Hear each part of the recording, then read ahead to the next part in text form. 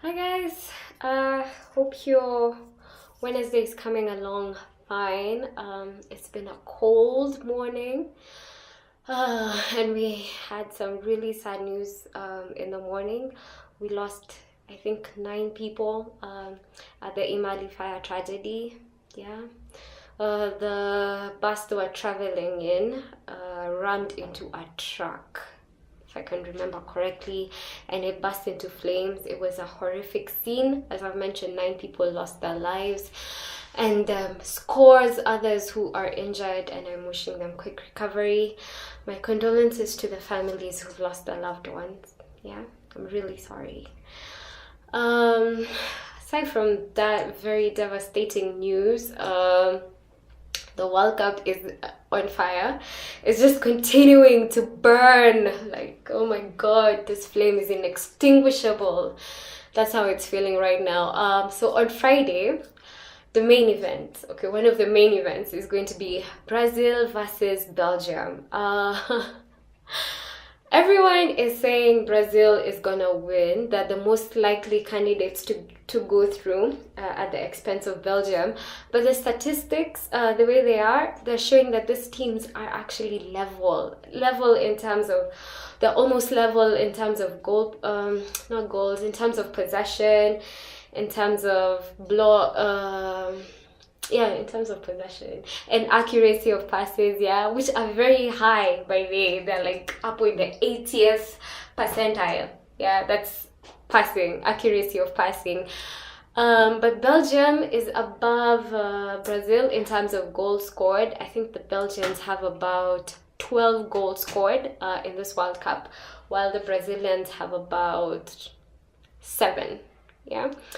Neymar is our top goal scorer. For the Belgians, it's Lukaku. That man is making me happy. He also made me quite happy in that Belgium versus Japan game. I saw that game.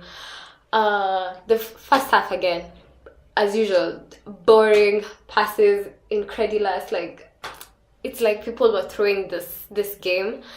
The Belgians were the favorites to go through, but they needed some recharging because that first half was just bah.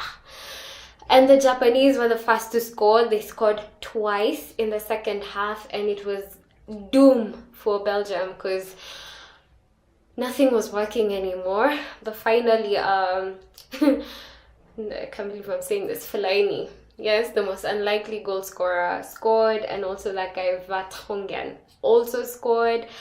Both are unlikely goal scorers. And so now the Belgians had equalized, and now there was some hope. But then Fellaini is staying in Manchester United, just in case anyone was wondering if he's going to renew his contract. He did, I think, earlier in the week. He did in this week or last week. Yeah, so he's staying at Manchester United. So everyone who keeps complaining about him, you're gonna be seeing him for a long time to come. Anyway, so it was 2-2 at that point after Fellaini and Vertonghen's goals, and the Japanese were still quick, the hard workers, man, and that goalkeeper was awesome. And but the Belgians now had the momentum. They had gained some momentum, and they were looking for any way to score, which they did in like the 94th minute. It was a last-ditch effort. A lot of people were involved, from Courtois to De Bruyne, and the final goal scorer, I think they call him Cadil, I think, yeah. But one person who did not touch the ball but was so instrumental in that goal was Lukaku. There was the damming, there was the bringing, luring the defenders away so that the ball could find its way to the right person, who eventually scored.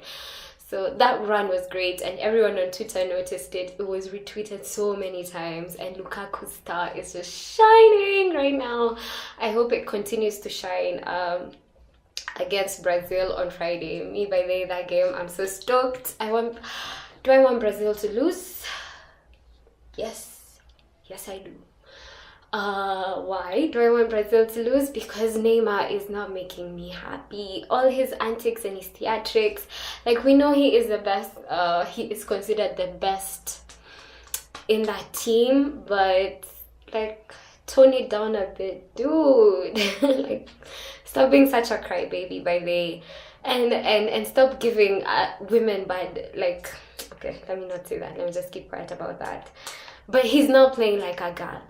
Because when we play football, we don't wince and cry over everything like he's doing. So this has nothing to do with girls. Yeah, this is just him being a wuss, being a pretender, loving the theatrics too much. Yeah, and trying to get his own way, not violently, but trying to get his own way in a very childish manner.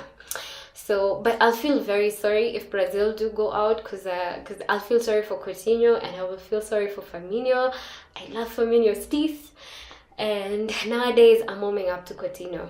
Yeah, especially after his first goal in this World Cup. Yeah, I'm getting there. But I would love to see Belgium go through. Yeah, I'm liking the vibe from Lukaku. I'm liking the vibe from De Bruyne. And even though they did not perform exceptionally well during the first half of that game against Japan, that second half, like, yeah, that's the kind of football I like.